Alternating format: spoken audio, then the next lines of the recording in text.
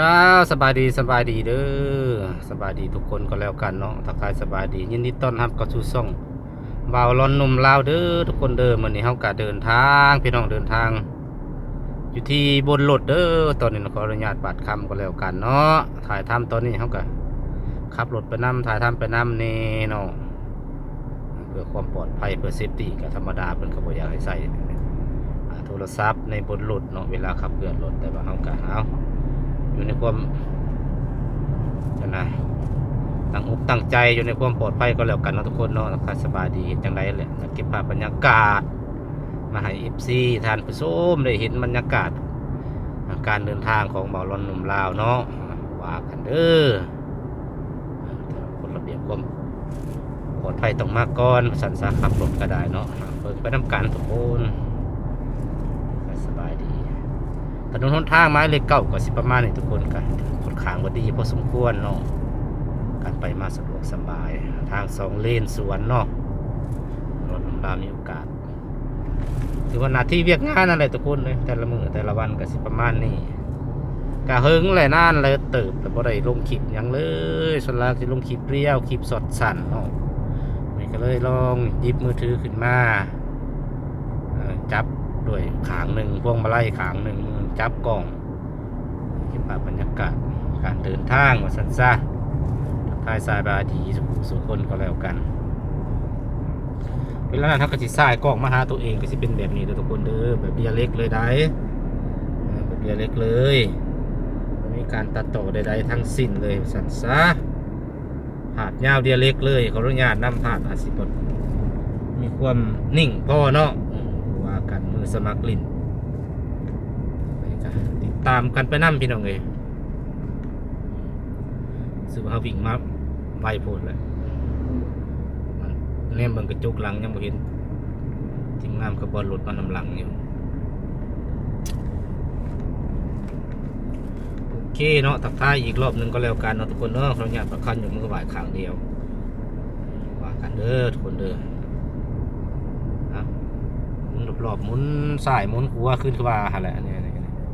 ตอนนี้เขาก็มาหอดจุดบ้านได้นี่บ้านกาดำเนาะคนเนาะบ้านกาดำซื้อบ้านกับแปลกๆอยู่เลยกามกระดำอยู่เลยบ้านกาดับเนาะบอกบ่ถือทีมงานเขายังบ่เห็นมาเนี่ยเขาวิ่งไวผลอึ๊บ40ก็ยังแลนบ่ทันมันเพื่อกาบัดเขาขับเพื่อกาต้นจากจูก้นพุ่นแหละซ่ากระซ่าเห็นแล้วนี่จะสอบมันกระจกทุกคนเลยทีมงานเขาก็สิมานำหลังเห็นแต่หัวรถ บรรยากาศสองข้างทางเคียสซุ่มซื่นพี่น้องเอ้ยอยู่เขตนี่นะทุกคนเนาะเขตนี่เป็นที่ปลูกกล้วยสลายนี่ร้านมันรับซื้อมันหัวกิโลละ 1,130 กีบบ้านหนองแดงแปลว่าเพิ่นรับซื้อแต่ตัวทุกคนมันเริ่มแล้วเห็น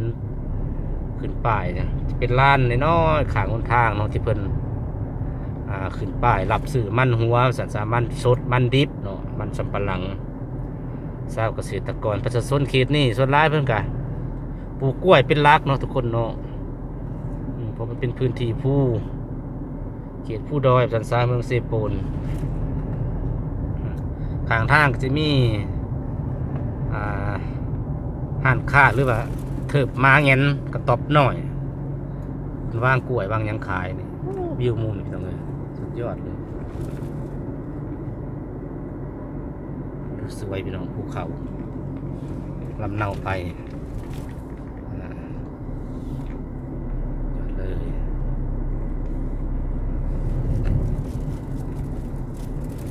แลน40 50ทุกคนเลยบริเลนไว้บริวิ่งไว้เนาะวิละซาเดนกับนี่บอลลุด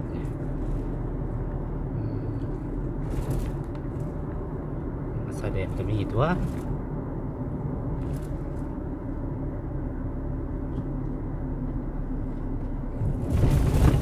ยึกโอ้โหทุกคนเอ้ยขนาดเส้นทางรวงนั่นนี่บางเทื่อก็ยังมีหม่องลุ่มหม่องเป๋ทุกคนเลยจะจากบ่ได้หรอกเพราะว่ามันรถบรรทุกลายกับบ่ว่าเพิ่นแหละ ถนนหนทางเพิ่นก็สิเฮ็ดดีอยู่ดอก แต่ว่ามันรับน้ำหนักบ่อยากไหวนี่แหละรถบรรทุกหลายแล้วแต่สิบรรทุกบางเทื่อน่ะ3พ่วงขออนุญาตนำแต่ก็ยังให้ผ่านเฉยเนาะมันมีกำหนดนะน้ำหนักเจ้าสิใส่ได้ตัวใดเจ้าใส่โลด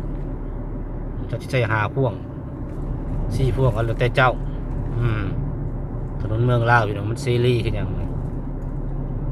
แม่นอยู่จำกัดอยู่น้ำหนักแต่ว่าหักเอาแท้ๆน่ะตะบ้าเนาะทุกคนเนาะเว้าดีแหละท่านผู้ชมสิว่าได้ก็ว่าแล้วแต่ เขาเฮ็ดมาเด้อทุกคนบางเทื่อก็อาจสิบ่นแน่ผู้ขาก็ได้บ่นก็บ่ได้หยังดอกบ่นสู่ฟังซื่อเด้อ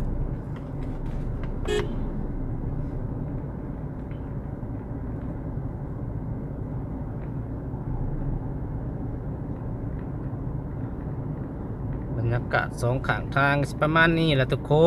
นอันภาพอาจสิสั่นไว้นี่เด้อบ่ว่ากันเนาะขอโทษนำหลายๆสำหรับผู้รับชมก็ได้อาจสิบ่สบายหูสบายตาปานใด ก็บ่ว่ากันเนาะมือสมัครลิ้นพี่น้องเอ้ยเฮ็ดจังใดแหละเฮ็ดปานได้ทำเลยเนาะทำส่ง YouTube ก็อ้าวบ่ทันละผ่านน้ำเพิ่นจักเทื่อดอกทุกคนเอ้ยครับภูมิใจดีใจจะได้เฮ็ดได้ทำอีกนึงเป็นการบันทึกวิถีชีวิตแต่ละมื้อแต่ละวันลงไว้ในช่อง YouTube หลายปีผ่านไปก็บ่ได้เบิ่งย้อนหลังว่าตอนนั้นเฮาเฮ็ดหยังไปทำงานเฮ็ดเวียกอยู่ไสคือในช่องผู้ขาทุกคนเลยถ้าว่าผู้เพิ่นติดตามผู้เคยเข้าเบิ่งช่องผู้ขาก็สิเห็นแต่อดีตผ่านมาปี2ปีขึ้นหลัง4-5ปีขึ้นหลังอยู่ไสอาจสิฮู้วิถีชีวิตการดำรงชีวิตของบ่าวร้อนหนุ่มลาวก็หลากหลายผ่านอุปสรรคนานาประการพี่น้องเอ้ยตัวสิมาฮอดมื้อนี้ก็ได้ปัจจุบันนี้บ่าวร้อนหนุ่มลาวก็มาขับรถเนาะขับรถอยู่วีระบุรีเนาะฝาก FC เขาติดตามเขามาให้กำลังใจในเด้อเนาะมาฮอดนี่บ่าวร้อนหนุ่มลาวกับสิขออนุญาตลงคลิปลงเพียงตอนนี้ก่อนเนาะเก็บภาพบรรยากาศสำเนียงก่อนเด้อเนาะขออนุญาตพื้นกดหน่อยนิดนึงเนาะว่ากันทุกคนเลยแต่เฮาก็เซฟตี้พยายามเซฟตี้ตัวเองในการขับรถขับลาเพิ่นก็บ่อยากให้ใส่มือถือ